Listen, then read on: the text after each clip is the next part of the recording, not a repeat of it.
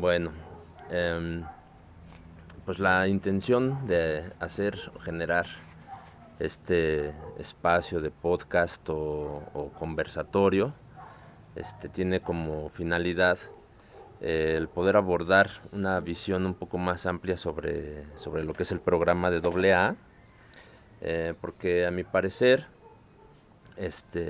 pues los grupos de AA han perdido, han perdido algo de prestigio frente a la gente, pues porque creo yo que la visión del programa ha sido acotada o está un poco limitada, ¿no? Entonces, pienso que el programa tiene mucho potencial que no se está utilizando y que las personas que practican pues el programa de AA, que siguen los 12 pasos, que manejan o que intentan integrar los principios, necesitan ampliar el conocimiento de qué es lo que deben trabajar, ¿no? Volver a recobrar la línea original, pues para poder integrarla a su vida y que esto pueda resultar realmente efectivo, ¿no? Efectivo en el tratamiento de las adicciones y la recuperación pues de su propia vida en particular, ¿no? Entonces decidimos pues abarcar o abordar la temática de AA desde la parte inicial, ¿no? Que fue en este caso el libro azul. Y bueno, y a partir de aquí nosotros queremos ir comentando cada uno de los capítulos, y en este caso bueno, pues vamos a abordar eh, el primer la introducción, parte de la introducción, que todavía no es considerado uno de los capítulos, pero la introducción, que es la opinión del médico, ¿no? A mí me parece un punto o una visión muy importante, porque esto le da un enfoque distinto o un enfoque de seriedad a lo que venía siendo pues el programa, ¿no? Que los médicos, los psicólogos se involucraran en el desarrollo de este programa. Me parece que fue fundamental para que la sociedad lo pudiera tomar no como una especie de religión ni superchería, sino pues como una visión incluso, pues, digamos, científica, ¿no? Con aportaciones científicas, con una visión seria desde la medicina, que pues en los momentos en los que se comienza a trabajar este programa, pues el alcoholismo era un problema de salud pública en esos momentos, ¿no? Por lo menos en Estados Unidos así estaba considerado, y que es donde nace el programa, ¿no?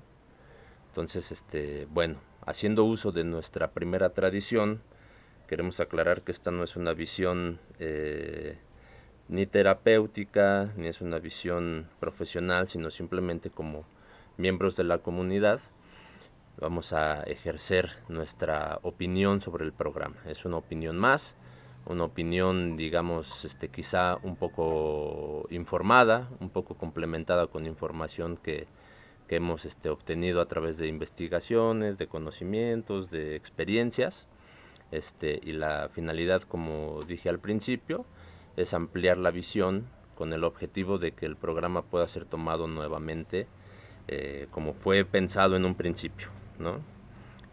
Y ampliar un poco con los conocimientos que se tienen ahora sobre las enfermedades emocionales y mentales, ¿no? Entonces, bueno, este espacio intentaremos llevarlo siempre con esta visión, y lo vamos a estar todo el tiempo aquí en formato de conversatorio. Lo estaremos discutiendo siempre, pues yo, ¿no? Soy José Luis Yáñez, y Alejandra Paz. Entonces, bueno, pues si estás de acuerdo, comenzamos. Sí, ¿Vale? comenzamos. Bueno, pues el programa tiene, o más bien el libro azul, plantea un poquito la historia de Bill W. y de cómo es que se funda Alcohólicos Anónimos, ¿no?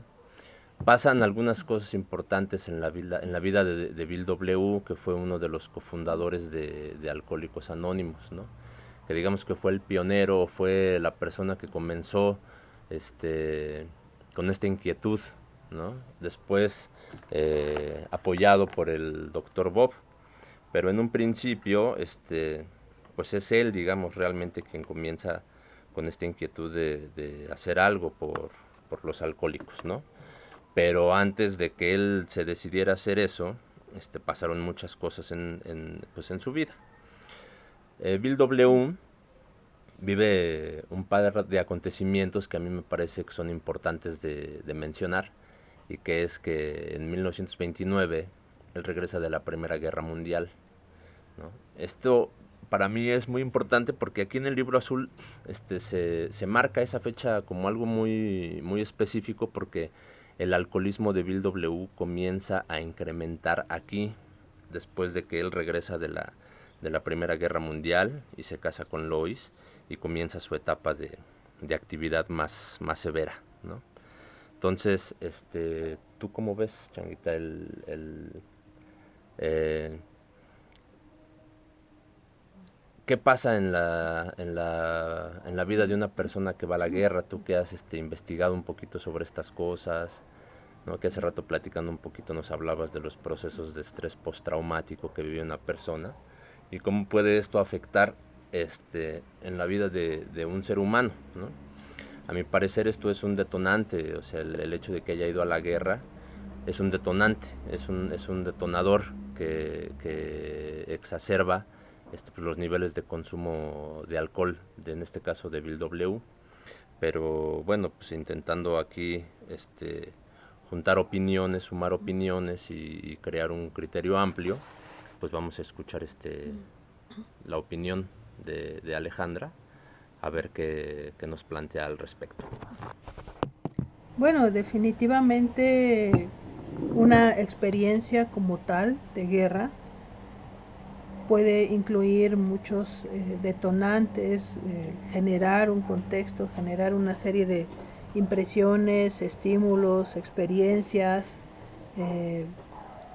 que sumados generen una predisposición, un caldo de cultivo para que una persona pueda pues moverse hacia la búsqueda de un paliativo, un estímulo paliativo, porque a mí me parece que no creo que ninguna persona recurra al alcoholismo como solución, conscientemente, ¿no?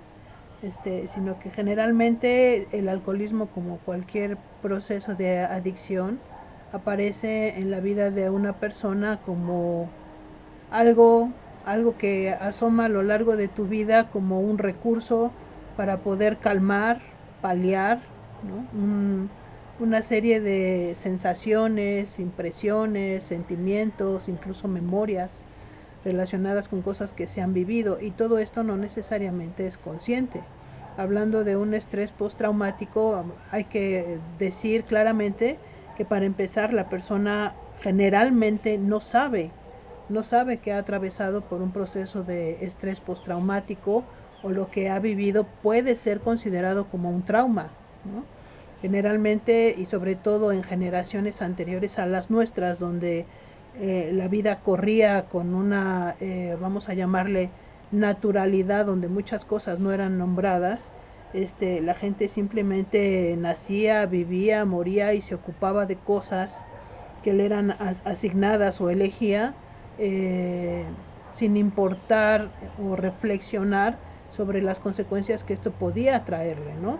De hecho, las investigaciones relacionadas con el estrés postraumático justamente se derivaron de los veteranos de guerra, ¿no? Del estudio de los efectos en los veteranos de guerra, en los cuales empezaron a notar una serie de respuestas, de síntomas, de condiciones médicas que no tenían una solución desde solo la visión de la medicina, ¿no?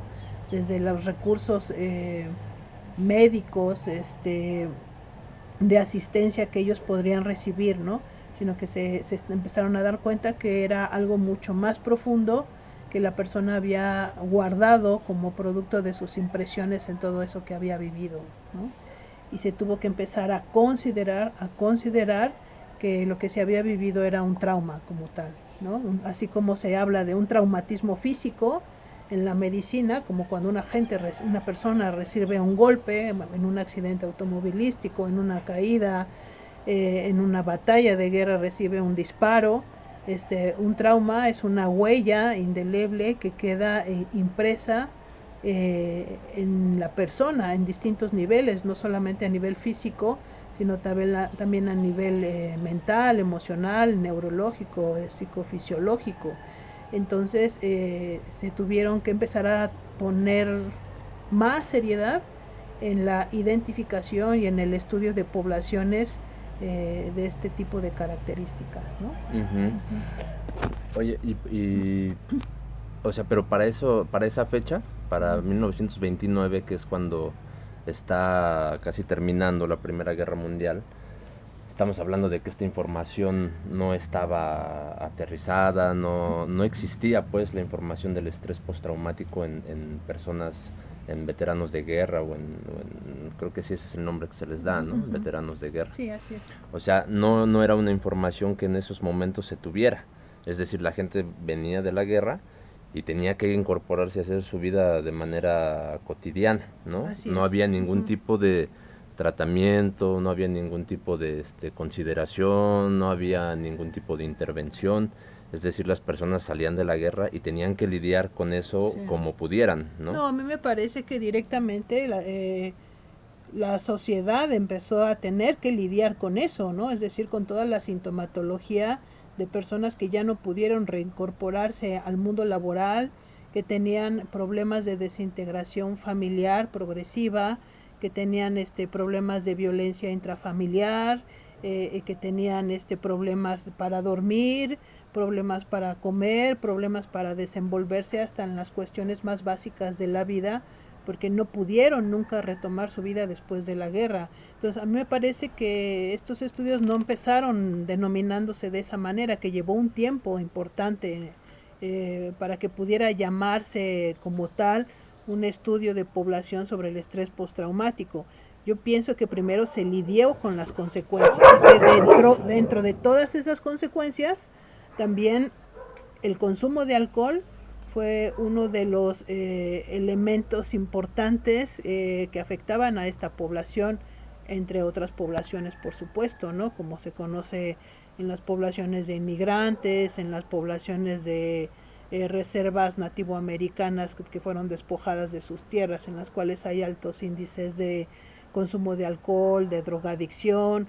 Estamos hablando de que un elemento común a la predisposición a las adicciones y al alcohol tiene que ver con algo de lo cual la persona ha sido despojado y que es muy profundo y que es muy inherente a sí mismo, ¿no? Ser despojado de tu territorio ancestral de vida importa para estas poblaciones, así como para las víctimas de guerra, haber sido despojados de una seguridad interna esencial después de vivir un tiempo importante con todos esos impactos, ¿no? Ujú. Hace rato mencionabas esta palabra de paliativo, ¿no? ¿Cómo podríamos entenderla en el caso de pues de la ingesta de alcohol? Bueno, cuando hablamos de el concepto paliativo, estamos hablando de la necesidad de poder solventar, calmar, ¿no? Aminorar el efecto de aspectos más profundos, ¿sí?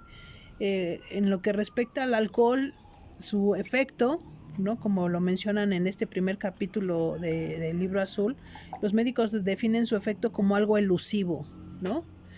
Es decir, es un efecto que genera, por un lado, una sensación de relajación, algo que podemos reconocer como vagotonía, ¿no? Sentirnos relajados, sentirnos distendidos, sentirnos incluso en la posibilidad de habilitarnos en cosas y en situaciones en las que habitualmente no nos sentimos en la capacidad de afrontar, ¿no? Porque en general da como algo que la gente reconoce como aceite, lubricante social, ¿no? Puede calmar una parte importante de un estrés interior muy profundo que se esté experimentando, una ansiedad importante, ¿no? Y en ese aspecto el alcohol es reconocido desde hace muchos, muchos años como un recurso al que las personas pueden optar para poder sentirse mucho más relajados ante situaciones que habitualmente les costarían muchísimo trabajo, ¿no? En un sentido más profundo, el papel del alcohol en un proceso de estrés postraumático tiene una implicación mucho más profunda, ¿no?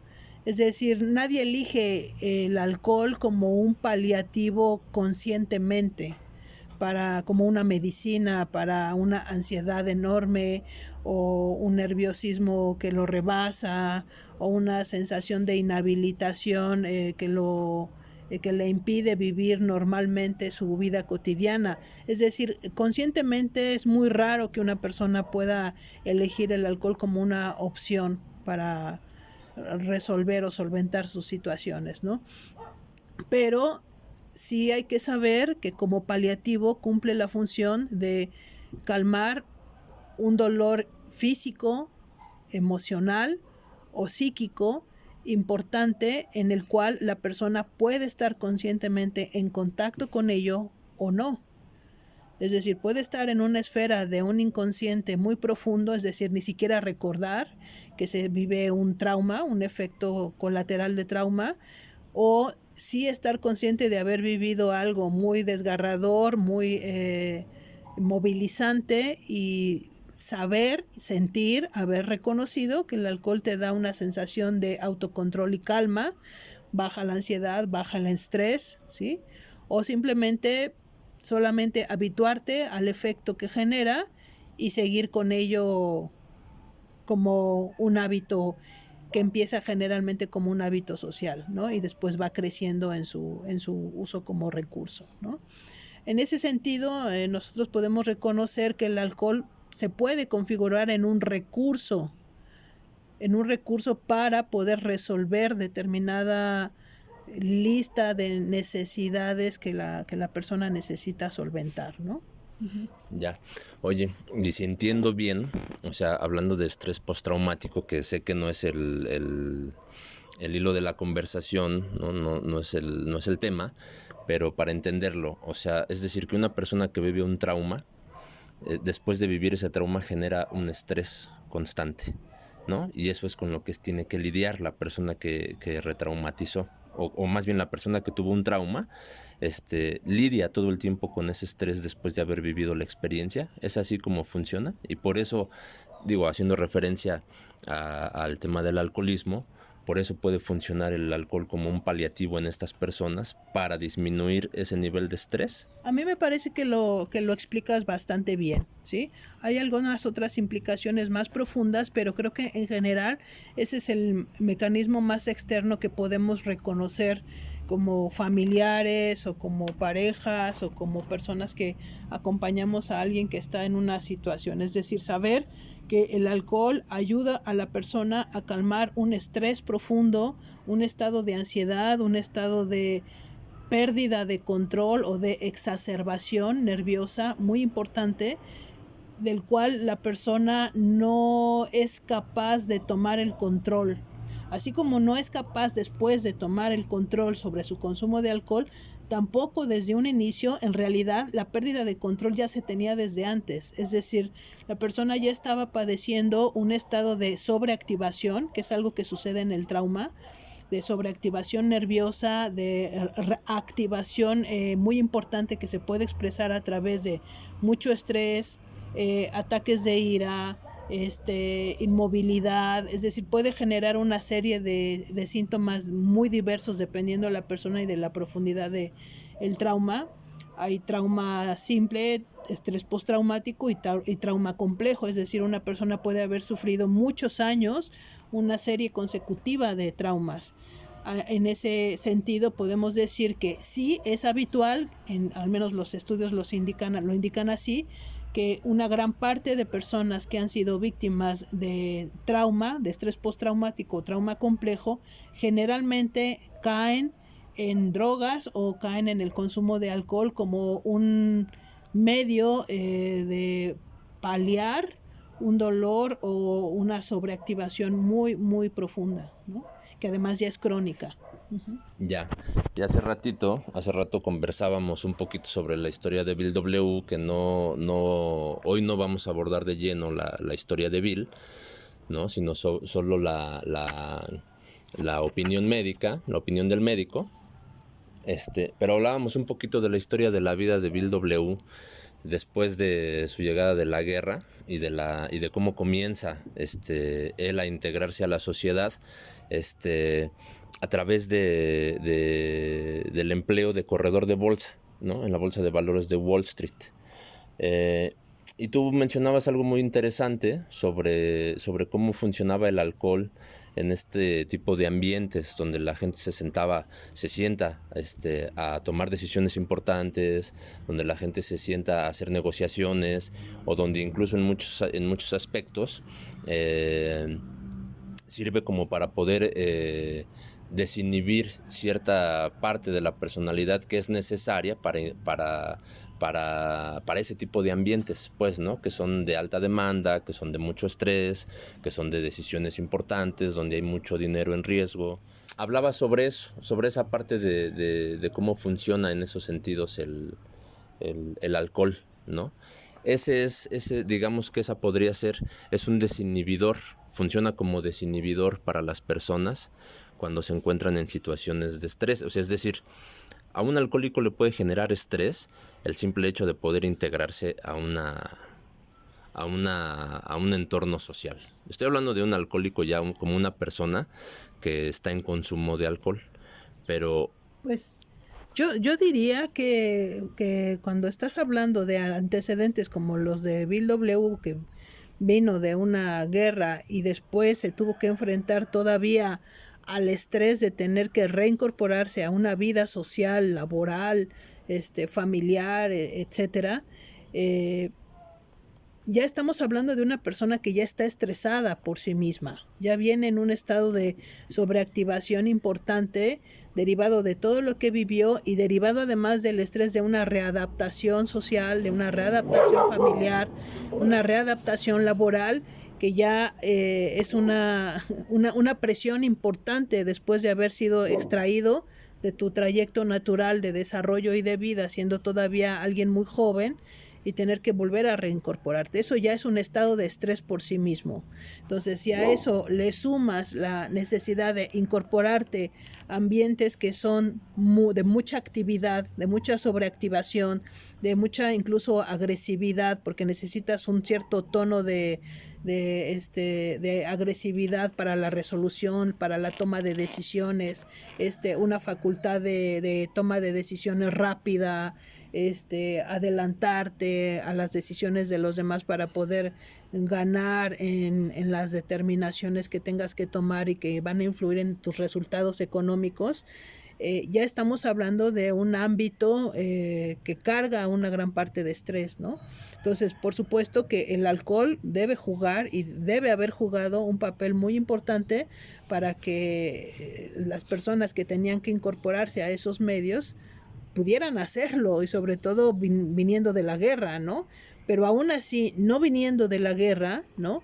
Como convención social, si podemos reconocer que muchos negocios se cierran en bares, restaurantes, cenas, cantinas, etcétera, y que es prácticamente una convención social casi obligatoria, especialmente para los hombres, ¿no?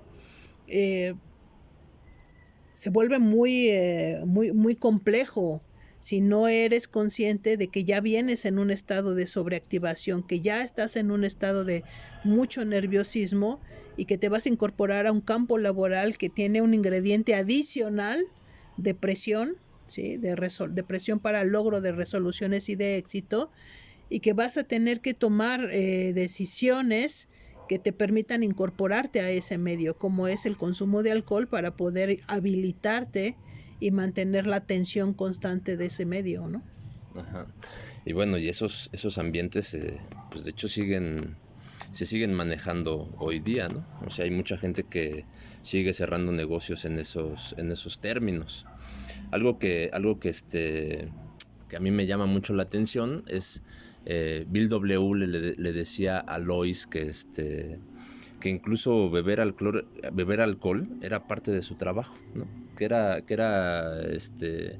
pues un punto elemental para que él pudiera llegar a cerrar negocios con la gente, ¿no? Pues ya cuando Lois empezaba a darse cuenta de que algo no estaba bien en la manera de beber de Bill, pues él argumentaba eso, ¿no? Y estos pues son ambientes que siguen activos, digo, las personas que desconocen o que no están involucradas con el programa de Alcohólicos Anónimos y que quizá no comprenden o bueno, que simplemente no han reflexionado en los temas de adicciones, y que se dedican son empresarios, que son gentes de negocios, que son gente que todo el tiempo tienen que vincularse con personas de otras empresas, de otros países, siguen cerrando negocios de esta forma, ¿no? Uh-huh. Ahora, hay un ingrediente ahí que me parece que es importante mencionar, y que es pues también, bueno, todo el estrés que genera el tener que tomar decisiones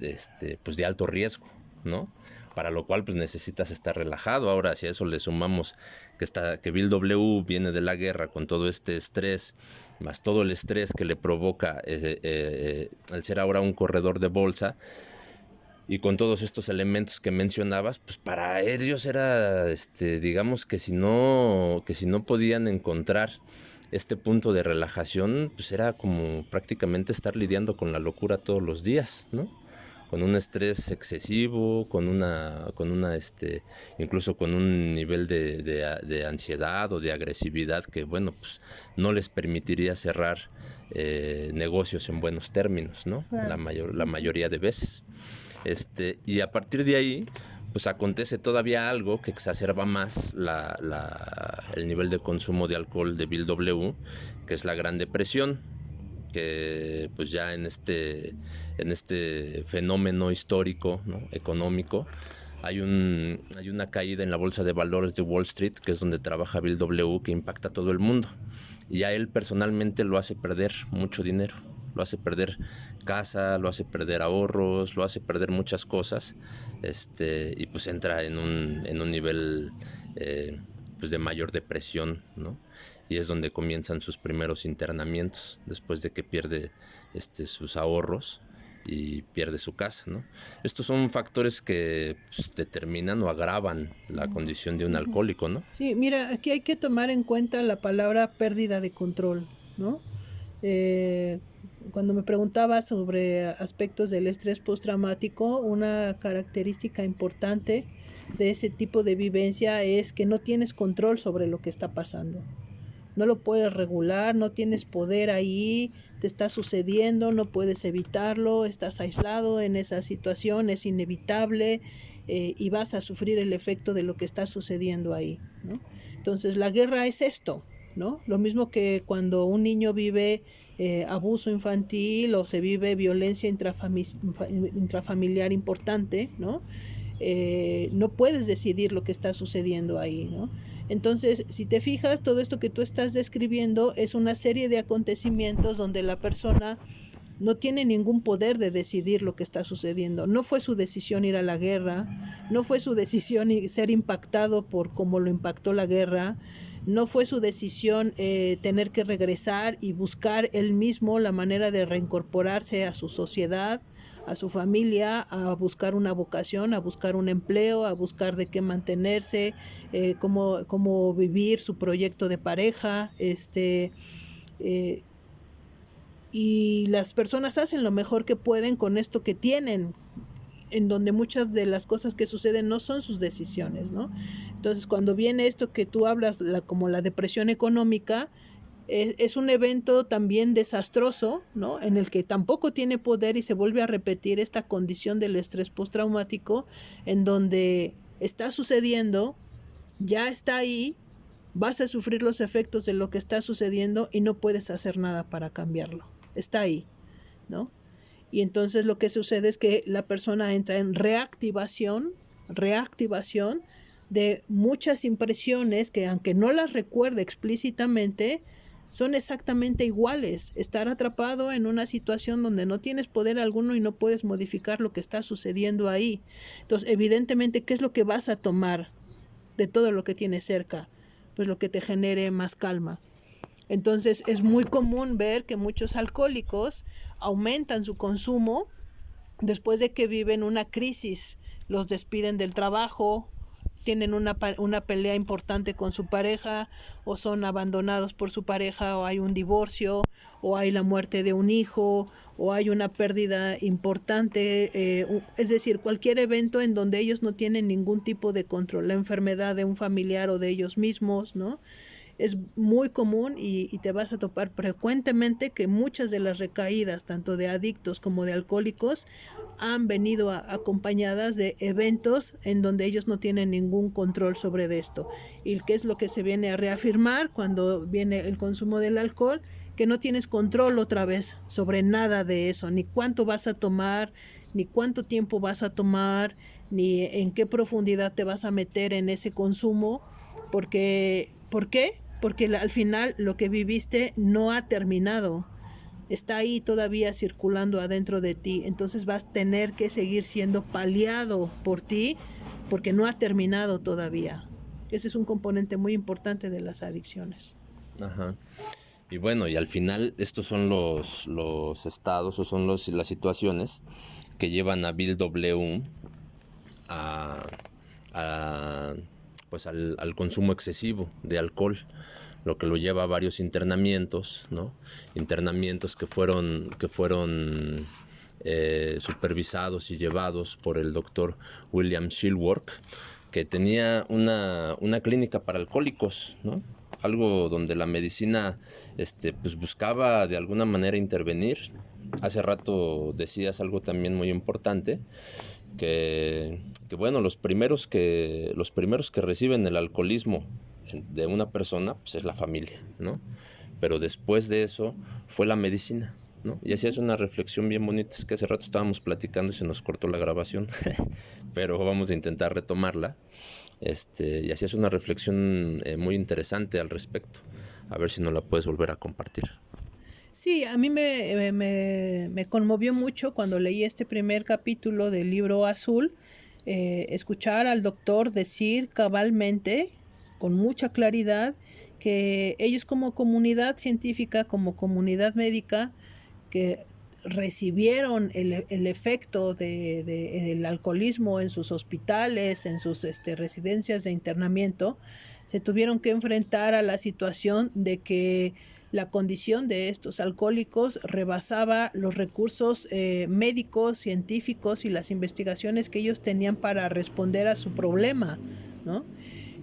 Y tuvieron que presenciaron cómo ellos empezaron a organizarse por su cuenta para poder compartir y generar una red de apoyo que solventara la necesidad profunda de apoyo moral, incluso de apoyo espiritual, que tanto ellos como sus familias estaban desesperados por encontrar, al darse cuenta que no era solamente una condición de enfermedad fisiológica lo que estaban enfrentando, como lo dice este doctor cuando habla de la alergia al alcohol, que a ver si después se puede hablar un poco más de eso en otro momento, a qué nos referimos con eso, pero cuando él habla de esta alergia al alcohol y de todas las características que ellos como médicos detectaron en la condición de estos pacientes, hablaron de cómo ellos se dieron cuenta que habían llegado a un punto límite de una frontera de ayuda que ellos no pudieron rebasar, y que estos alcohólicos pudieron rebasar cuando empezaron a congregarse entre ellos mismos con la iniciativa de él, primero de Bill W., ¿no? Y empezaron a compartir realmente todos los procesos que ellos estaban viviendo, ¿no? A mí me parece que este acto de humildad de la comunidad médica, científica, es algo con lo que podemos contar, y los grupos deben contar y las familias deben contar como un elemento de certeza de que este programa tiene muchos testigos, ¿no? Muchos testigos complementarios que también estudiaron el fenómeno del alcoholismo y de las adicciones y que se dieron cuenta que había que trabajar de manera integrada, ¿no? Coadyuvando al problema de todas estas familias, ¿no? Ajá. Sí, bueno, como lo habíamos dicho al principio, o sea, en estos momentos, en este contexto histórico, el alcoholismo era un problema de salud pública, ¿no? Había mucho alcoholismo, pues, y muchas personas que habían perdido el control, y para esto se habían hecho estas clínicas, y el doctor William, ¿sí es William? Sí, William. Ajá, el doctor William reconoce que al final todos sus esfuerzos solo lo llevaban a decirle a los alcohólicos y a sugerir la abstinencia, ¿no? Que no podían pues hacer ninguna otra cosa.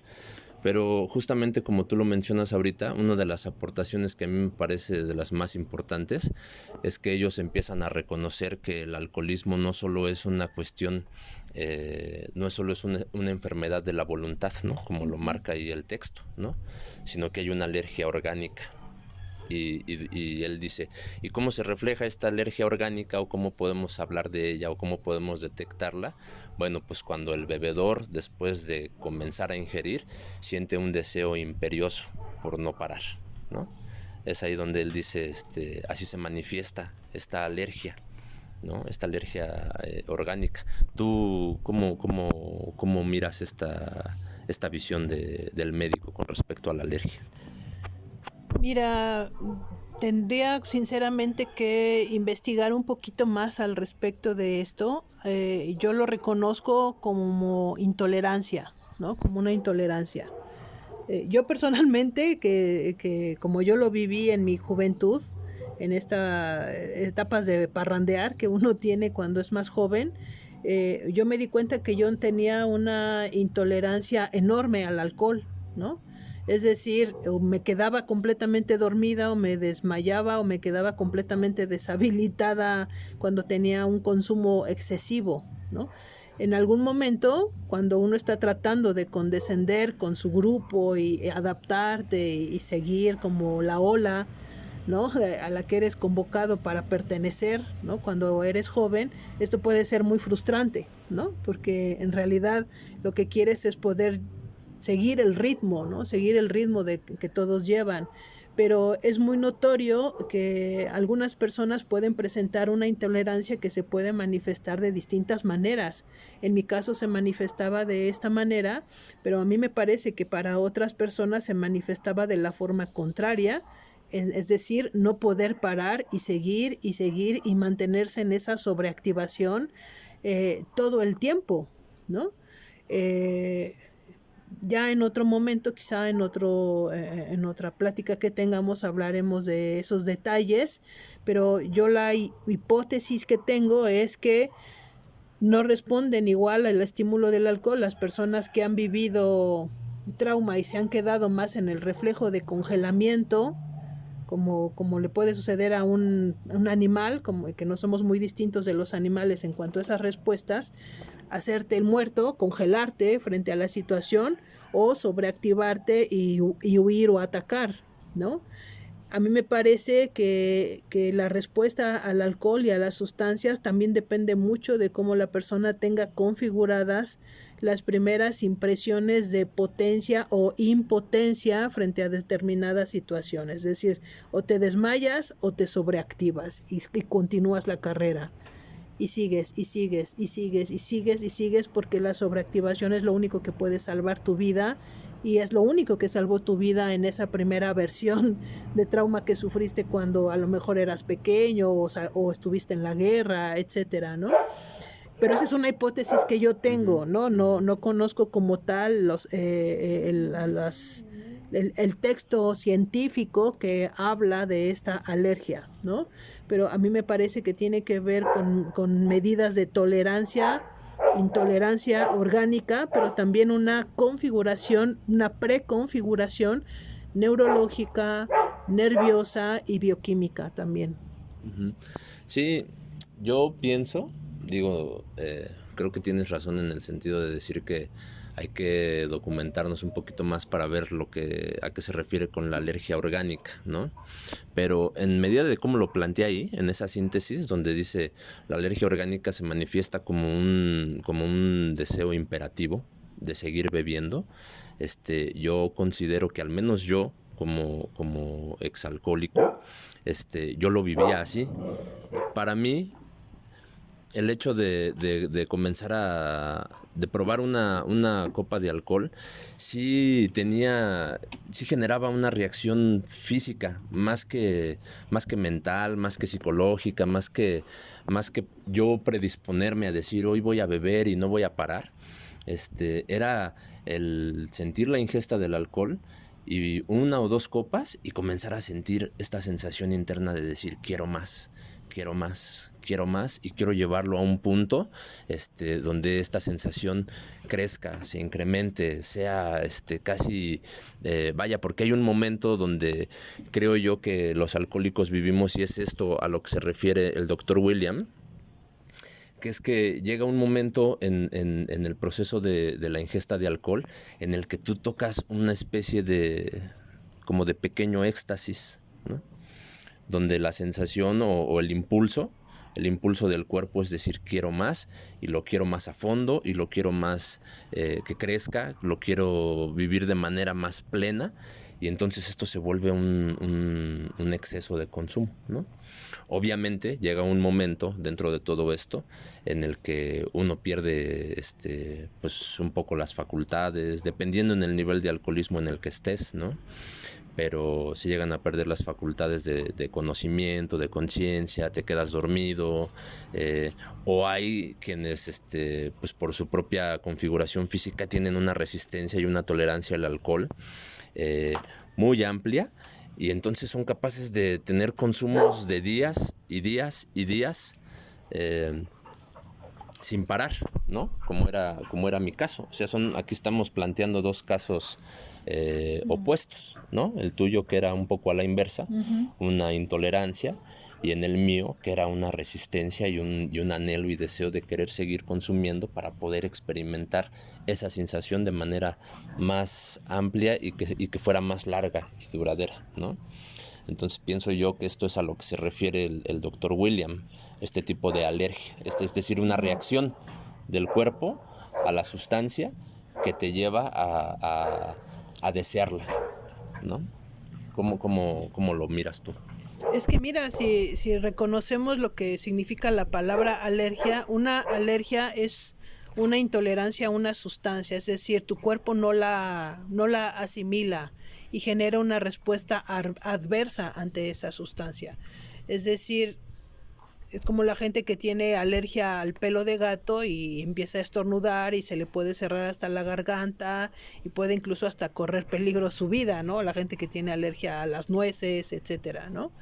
Es decir, en una alergia como tal se puede dar una respuesta fisiológica muy extrema que te pueda llevar incluso cerca de la muerte, ¿no? Si lo entendemos así estrictamente hablando de lo que es una alergia. Una alergia es una completa intolerancia a algo. Es decir, tu cuerpo no está habilitado para tolerarlo, ¿okay? Entonces, es muy paradójico, por eso te digo que habría que documentarlo más, cómo una alergia te puede llevar a un proceso de compulsión. Es decir, piensa en una persona, lo voy a decir de una manera un poco tonta y simplona, ¿no? Pero piensa en una persona que es alérgica a los cacahuates, comiendo más cacahuates y comiendo más cacahuates y comiendo más cacahuates, ¿no? Digo, es una tontería lo que estoy diciendo, sí, ¿no? Sí, pero tiene sentido. Pero yéndonos un poco por la superficie todavía, pensando en que yo pienso que habría que leer las últimas investigaciones, pero creo que es mucho más que una alergia, ¿no? Hay otros componentes debajo ahí, ¿no? Ajá. Bueno, pues sí, digo, yo quiero pensar, ¿no? Que también de la misma forma es meramente una hipótesis, que al hablar de una alergia, el doctor William estaba hablando a una reacción particular, ¿no? No normal ni común. O sea, es decir, un bebedor social, digamos, una persona que tiene la capacidad de beber una o dos copas, bueno, termina sus dos copas, se divierte, hace lo que tenga que hacer, o termina la conversación o la reunión y va a su casa sin sentirse alterado, atraído, es decir, no tiene una reacción interna de compulsión ni de ¿cómo podríamos decirlo en el caso que tú planteabas contigo, por ejemplo? Ni ni una reacción como de desconexión, de desconexión, ¿no? Como lo de intolerancia, como lo decías tú, ¿no? Es decir, lo hace y lo vive y simplemente sigue con su vida y no le afecta en lo más mínimo, ¿no? Pero en este caso creo yo que el doctor William habla de una reacción que no pertenece a esa línea, digamos, conductual, no sé si este sea un término correcto, pero que no obedece a este comportamiento pues, sensato de las personas o este comportamiento de como te planteaba, ¿no? De decir, tomo 2 o 3 copas y puedo irme a mi casa y ya, y no pasa absolutamente nada y el día siguiente sigo con mis actividades, sino que las reacciones adversas no necesariamente generan una reacción, digo, bueno, son negativas. Las dos reacciones que hablamos ahorita, pues, las dos son perjudiciales, ¿no? Una en extremo, sí, por el tipo de exceso de consumo, y la otra pues porque te lleva a la pérdida de la conciencia, y las dos son perjudiciales.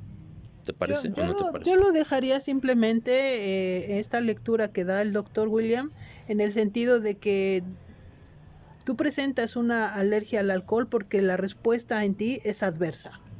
Yo lo dejaría hasta ahí. Exacto. No lo emparentaría en este momento con la conducta porque ahí estamos hablando ya de cosas mucho más complejas. Sí. ¿No? Pero sí simplemente decir, bueno, tu respuesta a esta sustancia es adversa. A ti te genera una compulsión. No nos contesta por qué estamos hablando de una compulsión a algo que te hace daño, ¿no?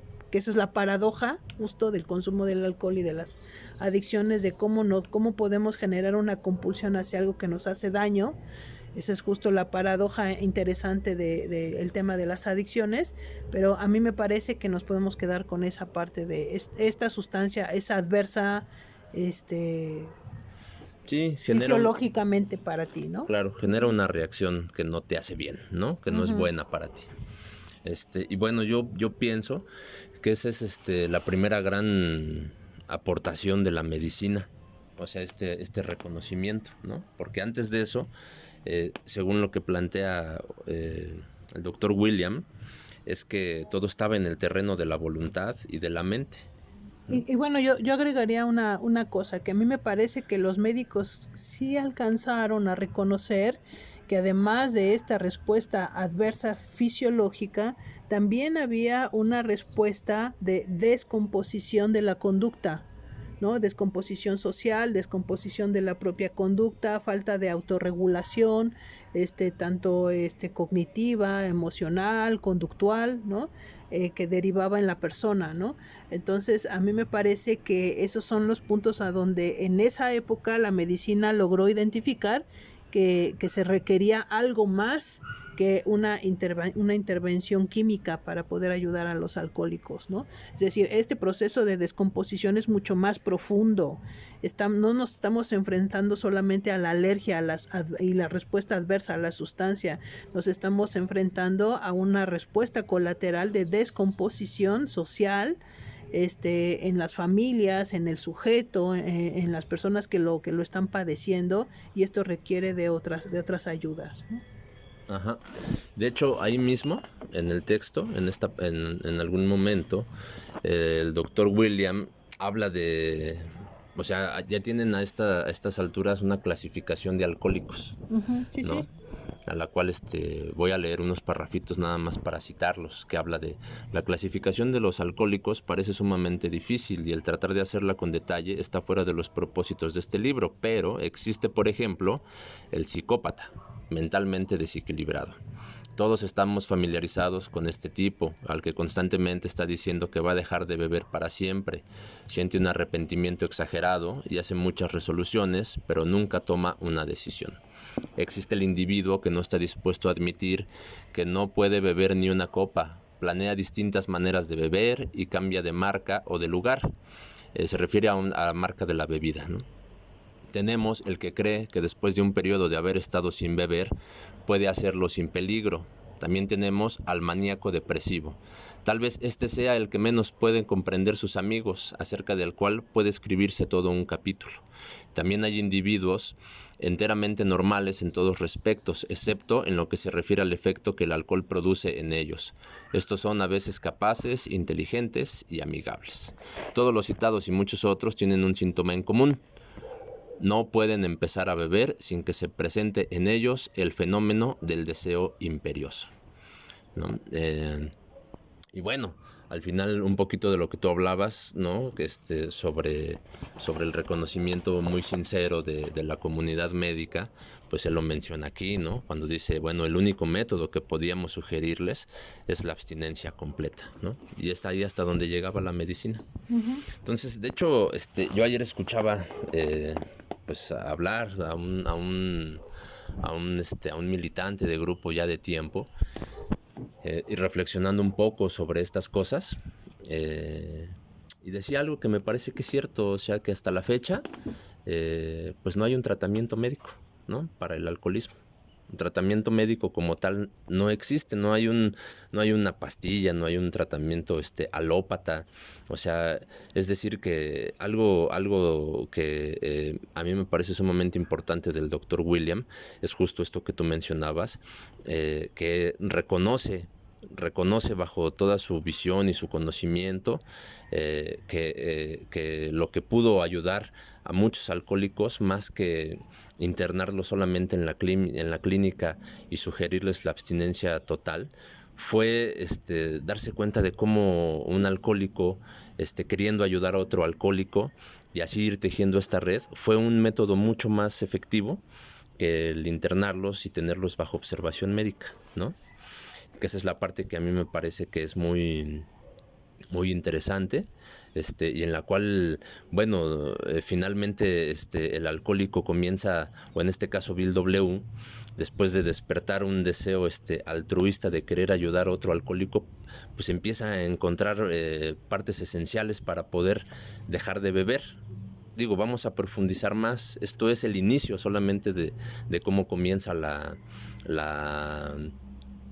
carrera de Bill W.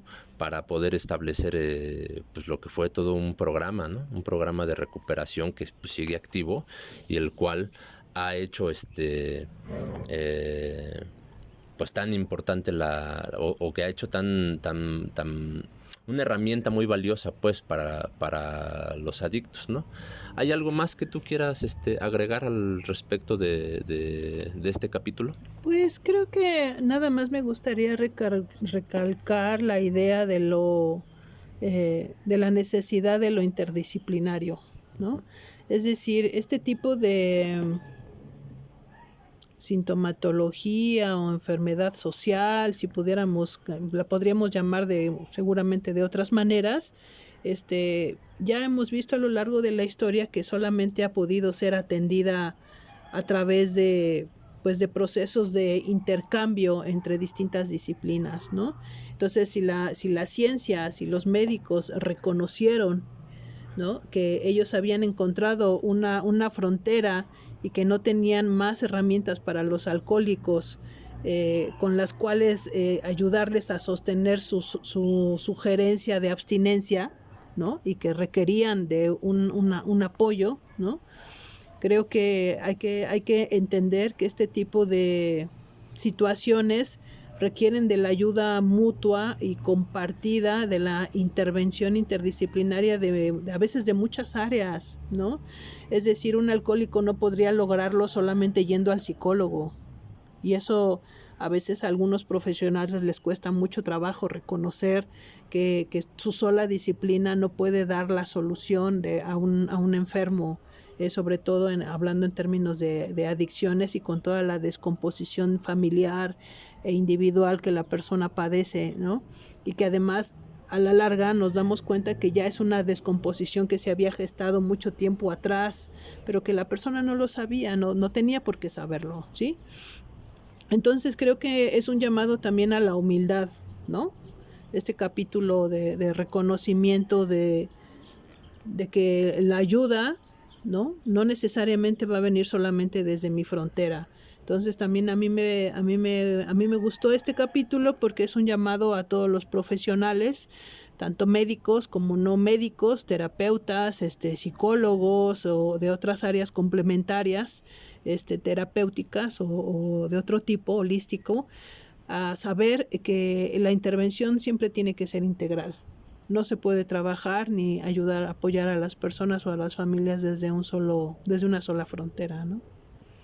Sí, pues sí, o sea, al final, algo que es importante señalar, ¿no? Para las personas que no conozcan este programa, es que todo el programa de AA está hecho con fundamentos de medicina, de psicología, de religión, y quizá el ingrediente que no se había considerado anteriormente en todas estas ramas, en todas estas disciplinas, es la propia experiencia del alcohólico, la experiencia de vida, ¿no?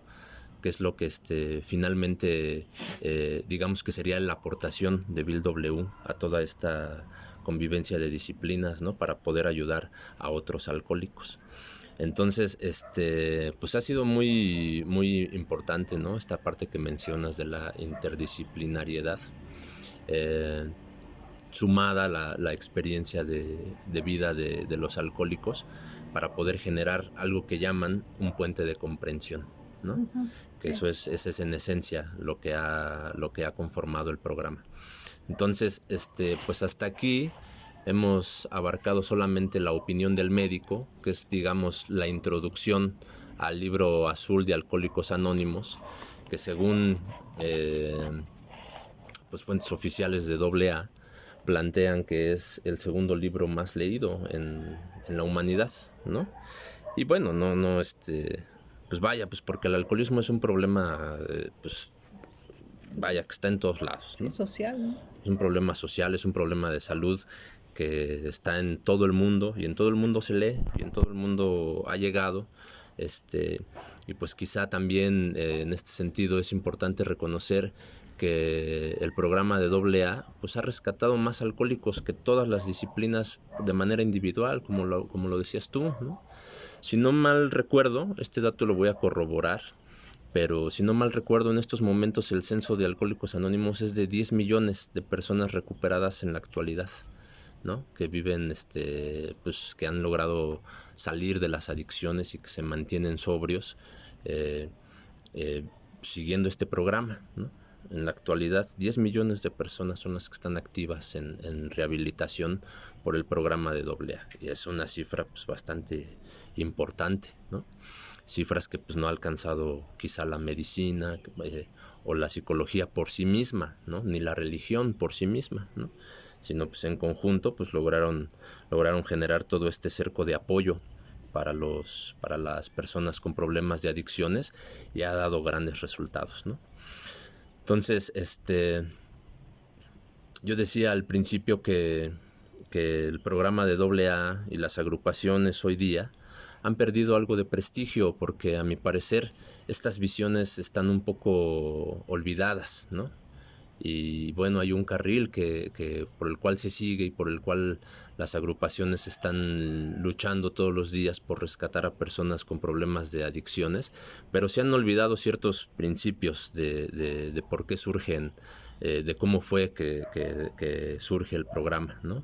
Y a mí me parece que en el reconocimiento, en el estudio, en la reflexión de todo este programa están las bases que a mi parecer pueden dar nuevamente ese impulso de crecimiento y de ¿cómo se dice? De integridad a las agrupaciones, ¿no? Y poder llegar a ese momento dorado como por los años 50 más o menos, ¿no? Cuando AA, ser miembro de la fraternidad de AA, pues era muy, muy bien visto a los ojos de la sociedad, ¿no? Donde las personas que militaban en la AA eran ejemplos morales para los jóvenes, para los niños, para las familias, ¿no? Muchos de ellos eran consejeros, eran visitados por familias para pedir consejos, ¿no? Porque eran personas que contaban con la experiencia y habían encontrado un despertar ¿no? Un despertar espiritual que finalmente es lo que plantea el programa, y habían encontrado pues una manera de poder recuperar su propia vida, de poder recuperar su propia integridad, y habían encontrado pues una visión muy particular que les ayudaba a poder orientar a otras personas, ¿no? Por medio de consejos, por medio de su propia vida. Y es algo muy valioso que creo yo debe de recuperarse, ¿no? Entonces, pues con esto creo que, si tú estás de acuerdo, terminamos Sí, está el muy tema, bien. ¿no? Y bueno, pues ya esperando haya sido de su agrado, nos vemos en la próxima sesión, que estaremos abordando la historia de Bill, que ese es realmente el primer capítulo del Libro Azul, ¿no? Y intentaremos hacer un desglose así, muy parecido, donde tendremos una visión amplia o un poco más amplia con respecto al programa, y pues para que pueda ser reflexionado y entendido, y que finalmente pueda servir sobre todo como medio para que, pues si alguien está en busca de encontrar su sobriedad, pues les pueda ser de utilidad, ¿no? Entonces, bueno, pues nos despedimos. Hasta luego.